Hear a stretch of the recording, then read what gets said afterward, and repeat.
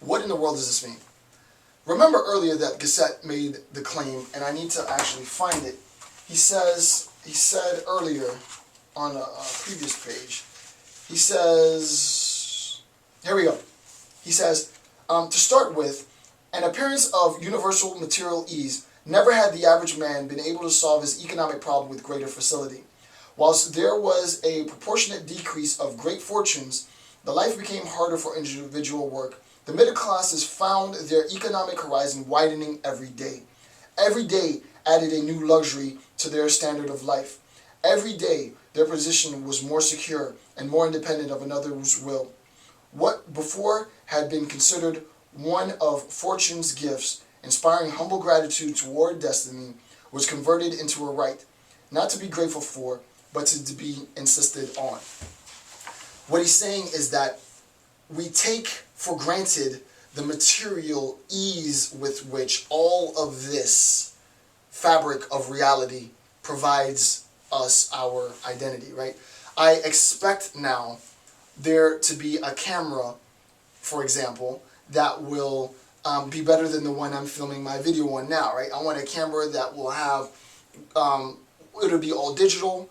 We've moved away from tapes, right? So now it's a digital platform. But I want it to be not only just digital, I want it to be HD digital. And I want it to be able to record immediately. The downside of recording in HD is that it has a larger gigabyte, right?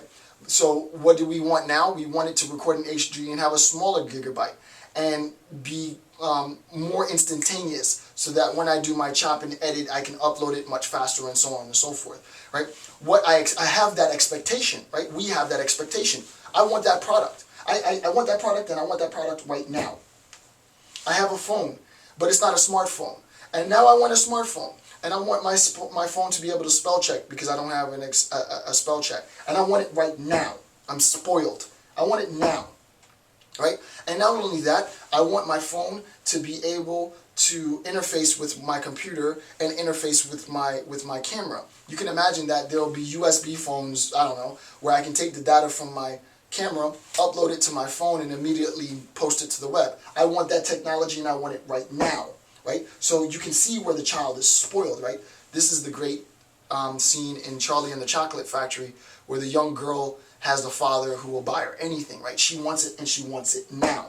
The masses want it, and we want it now. We don't want to wait. But what he says ingeniously is, who are the people satisfying the demands? The masses are making these demands. They want it, and they want it now. They want these they want these material advances. They want it now. They want social advances, and they want it now. Who are the people that are satisfying it? Well, on the one hand, the people who are satisfying material demands, because he talks about two things.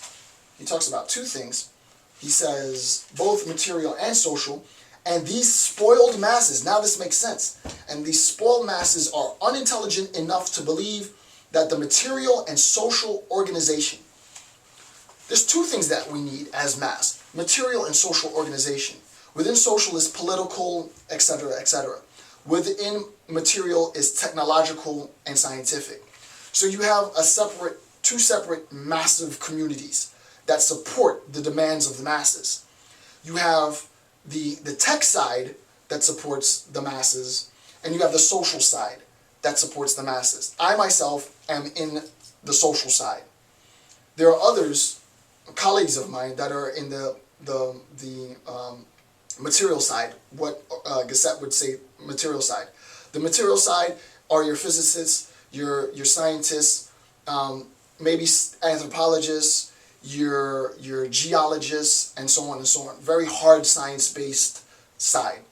You're definitely engineers. They're the ones that are going to take your demand that you want the capabilities of touchscreen and translate that desire into a function. But it takes exceeding brain power to do that, right? And the masses don't care. They're unintelligent to that. They don't care about that. They don't care what you have to do in order to get it. Just get it, right? On the other side, the social scientists, myself and others, political theorists, political scientists, economists, and so on. Economists sort of, I'd say probably are sort of the bridge between both. What we do is there are demands that the masses also have, right? These are not material demands, though. It's not the new iPod, it's not the new iPhone, it's not the new Google phone, it's not the new speed car, it's not the new microwave. What they want is justice, equality, fair trial, health care. They want to make sure that their children can be provided for.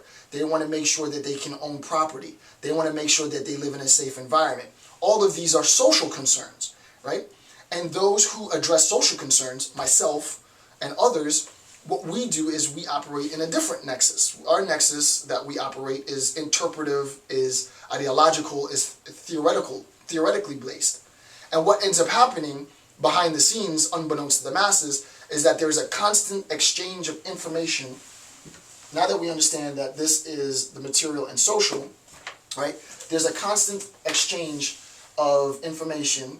You will think of the masses as this. So you'll have two parents, right? Like a mom and dad, if you will, or a dad and mom, because I'm very open-minded, right? So you'll have two parents, right? Parent A, parent B, and they both want to satisfy the needs of the child. The masses is the spoiled child. On the one hand, you have the social organization, which I'm a member of, right? Theorists, people who are concerned with ideological, theoretical needs, right? We have a need to belong. We have a need to be cared for, and so on. And then those who are concerned with addressing material needs. According to Gasset, he means material by scientific, technological, physical, in the sort of advanced technology sense, is how he uses the word material. The masses just want it satisfied. So when the masses have questions of healthcare, the masses know not to go to the tech guys. They know to come to the social scientists, and they demand it from us. And we have to give it, right? Why? Because if not, the masses get mad and they throw a fit. When the masses want the new iPod to do all types of new stuff, they don't come to us because they know we don't have any idea on how to program that. They go to the other parent and make demands, and the parent satisfies it. What the masses don't realize, however, and this is the danger of the masses, is that the masses don't realize that late at night when the kids go to bed, that mom and dad, or dad and mom and mom, whoever, whatever, however you want to relate this, we communicate. So that there's an ongoing historical dialogue between social scientists and hard physical scientists, right? That we are constantly exchanging ideas, right?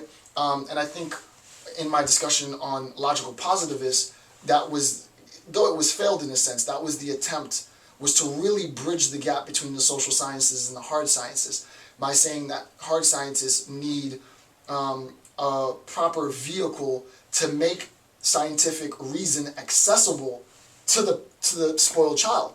Because the spoiled child has no means of understanding the complex theories, the complex notions, the abstract concepts, the convoluted logic behind higher ordered thought. And it is the point of the social scientist, me specifically, to take all of that complicated mess and to make it accessible. So that's what I do. That's why that is exactly why I'm doing these videos. I take that complex data that makes no sense, and I interpret it and I make it digestible for the masses. What ends up happening, best case scenario, is that the masses recognize then their plight.